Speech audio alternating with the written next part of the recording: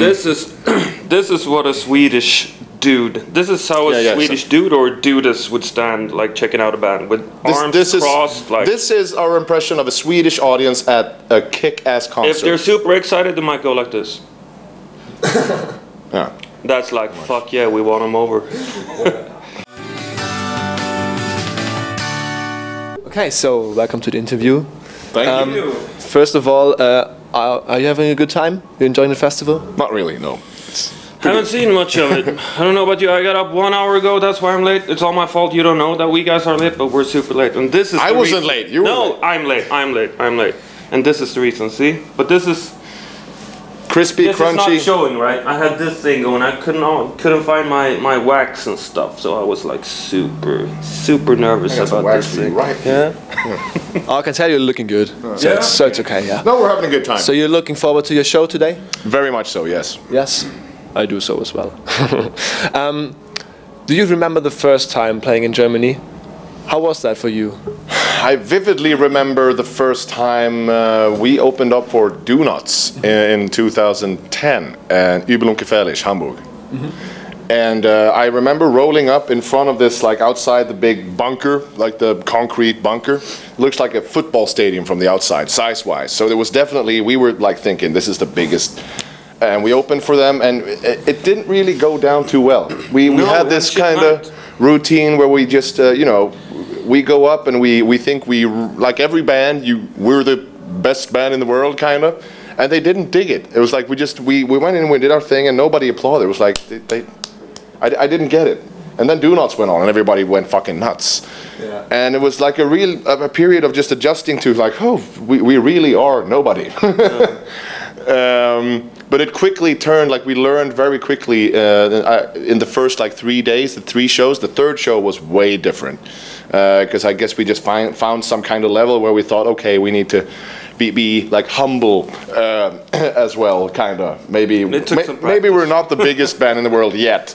But it was the start of an amazing relationship with Germany, with all of Germany. Really, this is you know, a second home for us by now.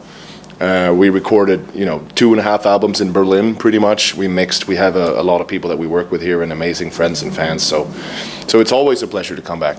That's pretty cool. Do you think there's a difference in the crowd, you know, if you play in front of German fans than in Sweden, for example? Yeah, most Swedish fans don't speak German. And this is what a Swedish dude. This is how a Swedish dude or dudess would stand, like checking out a band with arms crossed. Like this is our impression of a Swedish audience at a kick-ass concert. If they're super excited, they might go like this. Yeah. That's like fuck yeah, we want them over. It is a big difference, and you know, what can I say? I'm not casting judgment here. I'm not the first one to throw the stone, because I might be standing like this as well. I'm not gonna be front row, like rocking out in the circle pit and shit. But when you go around the world and Europe, you actually do notice there's a big difference in the way people react, respond, and express their enthusiasm towards the band. And we have a lot of stuff to learn as Swedish people, definitely. Okay.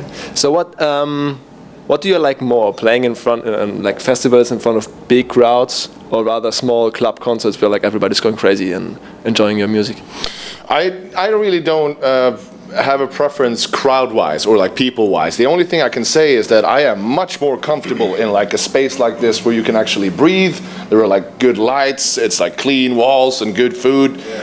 Those kinds of, you know, that set of, what do you call that? Like the standard of stuff is not always the same when you play like a 200 cap in Barcelona and you have like a closet to stand in and you have like 1 bottle of water each, and it's just not as comfortable, as easy to kind of do your thing. You know what I mean? Other than that, like the practicalities around the show it's just different between those. I don't have a preference people-wise. Of course, it's cool to have, you know, 30,000 people to work with. Kind of, that's a lot of colors for your picture. Yeah. While in a small club in Barcelona, you need to paint a different picture. You need to just, you know, adapt. We've done both. I think it keeps it keeps us on our toes as well. Like that we have to adapt and change, and it goes up and down. And it's still a little bit like that. It's starting to kind of even out. It's getting bigger. We can't like tour, you know, the way we used to. Our tours used to be, you know, 200, 250 shows a year. And now as the shows are getting bigger, we can't play as many of them, which is a bummer. But it gives us more time to make records, which is our biggest like obstacle in the world. So now you have a new record, a new CD, new album. What was your inspiration for this? For like it's a little funky, Really? isn't it? I guess. I think so. What do you think? I think so. So what was your inspiration for this album? Did you have special impressions for it? I think the Weekend Man, the last album, the tour of that album, which lasted like 2.5 years in total, that's a long time to tour an album, especially like not going to Japan and not going to Australia. We went to America, but we mainly played Europe. And I would love to say that we were responsible, professional, just like no partying, no, but it was like, I'm ashamed of the amount of partying we did on that tour. And I'm coming clean.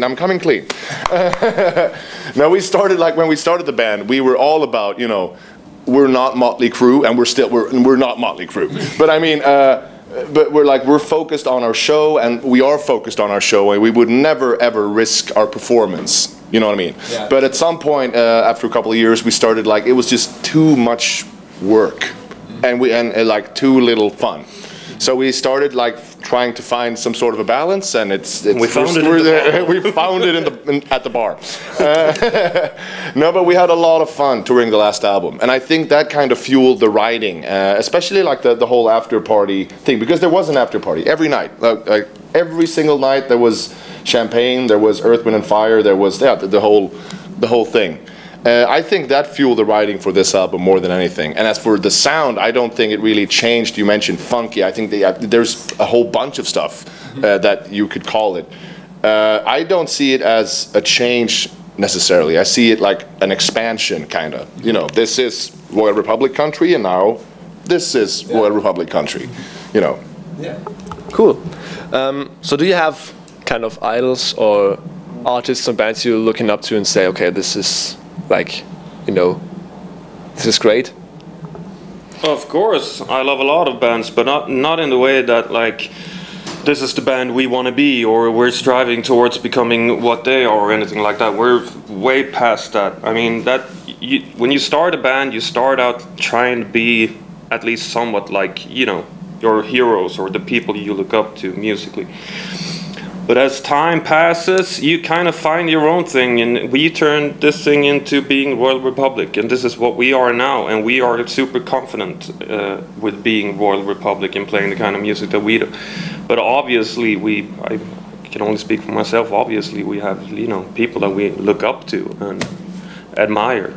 Of course, we all do. I think we need to. Life would be boring if you didn't have anyone to look up to. I actually had a really disturbing conversation the other day where I was disturbing myself, where I was asked if, you know, what's the next concert like on your bucket list that you have to see before you die?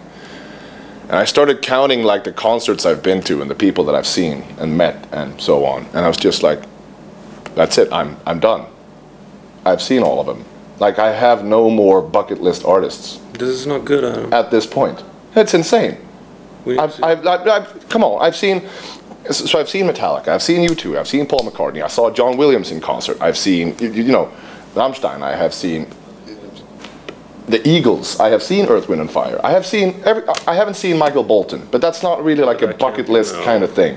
I mean, come on, he's cool, but he's not on a bucket list. It's close to a bucket list thing. Okay, it might be close. Okay, we need to crack this. We need to come up with something. Do you have a suggestion? I feel the life running out of Adam. Yeah, I'm sitting here just drained. Well, I could do some advertising and recommend my own band, but I won't do this because we're not big enough. You should. I should. So it's called Basement 24. Rock and roll, based in Munich. Oh, it's on the bucket list, yeah. We're playing next weekend. No, this Sunday, actually. This Sunday? Here? No, not here, unfortunately. What, Hurricane? No. way smaller, way smaller. Way smaller? Okay, so I have one last question for you. Go for it.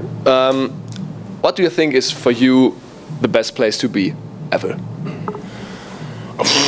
At any point, anytime, any point, any time. In life, I mean... Like when you say, okay, when I'm there, it's perfect. I don't need anything else. Around, like, really packed dinner table with friends and family. With some good food, some good wine, everybody's happy and healthy.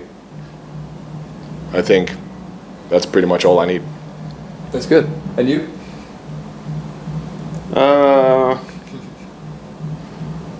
I was trying to come up with something different, but I will have to agree actually. Around the dinner table with my family. Well, that's actually beautiful. That's a good choice. That is beautiful. That's a good choice, actually. Yeah, that's true. Yeah, it is. That is. So, thank you very much for this interview. Thank you. Pleasure. I'll enjoy your time here and have a good stay and a good show. Good show. Have a good steak. Thank you, sir. Thank you. Pleasure. Cheerio. It was a pleasure.